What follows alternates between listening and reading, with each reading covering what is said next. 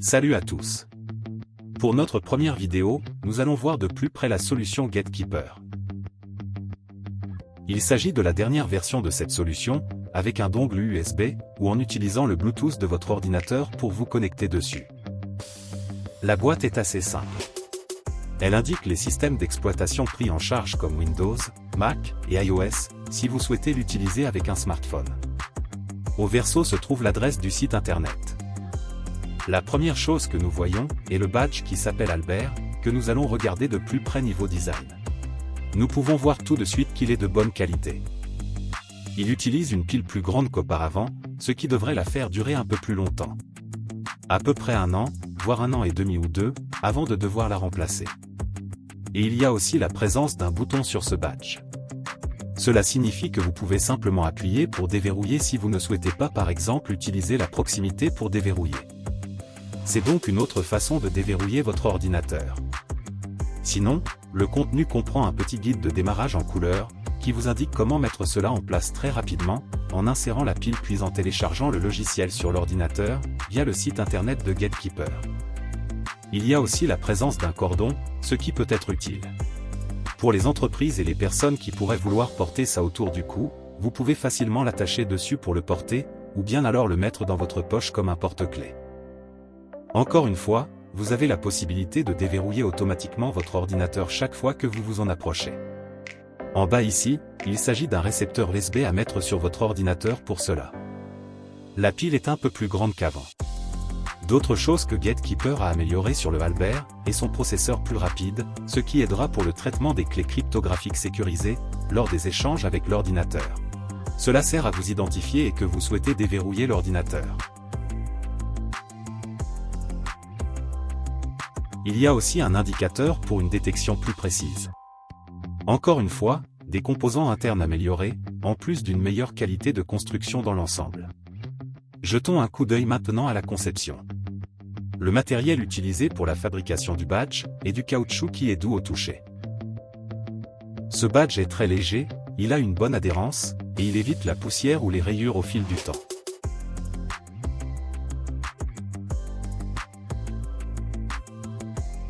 La partie chromée est en fait composée d'aluminium et de métal, ce qui est donc assez résistant.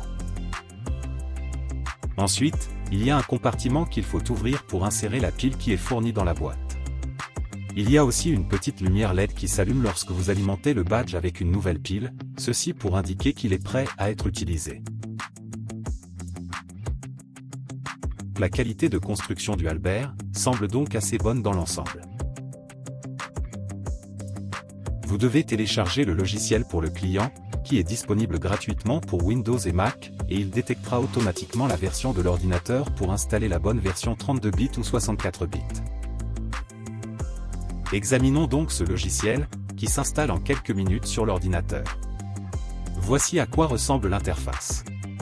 Elle est assez simple, et elle se lancera automatiquement au démarrage de votre ordinateur, afin qu'il puisse remplacer au besoin le mot de passe traditionnel de Windows. Dans les paramètres, vous pouvez voir qu'il y a les informations sur l'utilisateur, et la force du signal.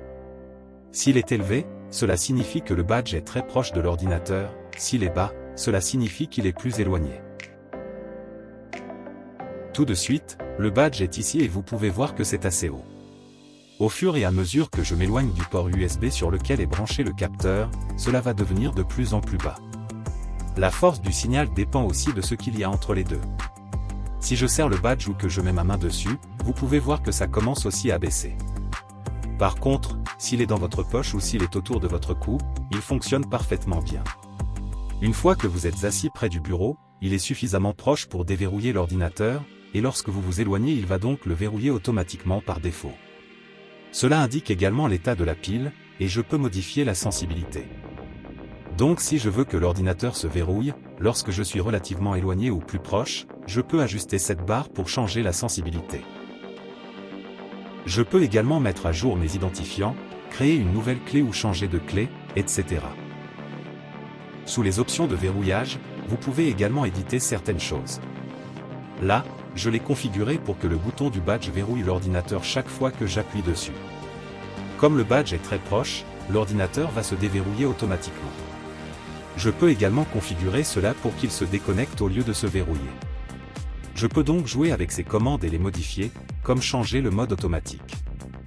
Ainsi votre ordinateur est verrouillé automatiquement, lorsque le badge GateKeeper n'est plus joignable, et vous pouvez le déconnecter de l'utilisateur au lieu de simplement verrouiller la session. Cela vous donne donc la possibilité de peaufiner certaines choses. Sous les options de déverrouillage, je peux choisir entre utiliser mon mot de passe Windows habituel pour la connexion ou l'empreinte digitale, et je peux choisir aussi que la connexion se fasse automatiquement, chaque fois que le badge GateKeeper est suffisamment prêt. Je peux aussi toucher le capteur.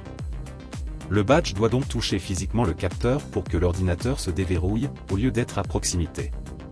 Ou je peux taper un code PIN en plus du badge GateKeeper.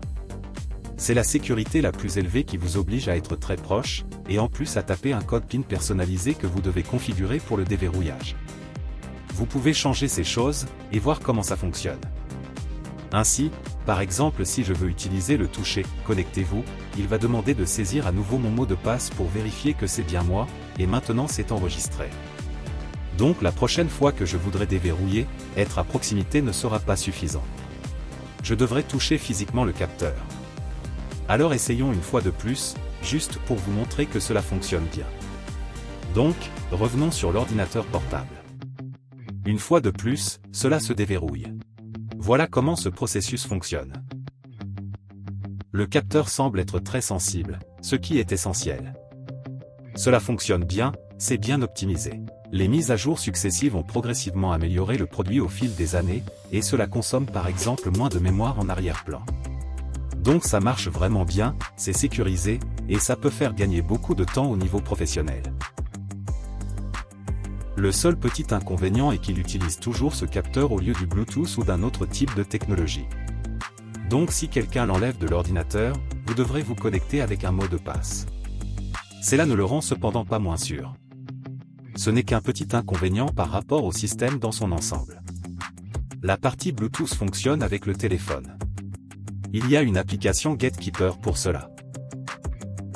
Je vais vous montrer que ça marche avec le Albert. C'est une application très simple. Fondamentalement, il vous suffit d'appuyer pour l'utiliser maintenant en Bluetooth au lieu du badge.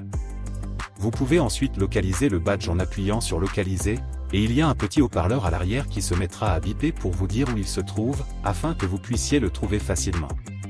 Je peux aussi l'utiliser pour jeter un œil à la proximité, et je peux aussi utiliser le bouton du badge pour verrouiller mon ordinateur. L'interface de l'application mobile est donc également assez bien pensée et facile à utiliser.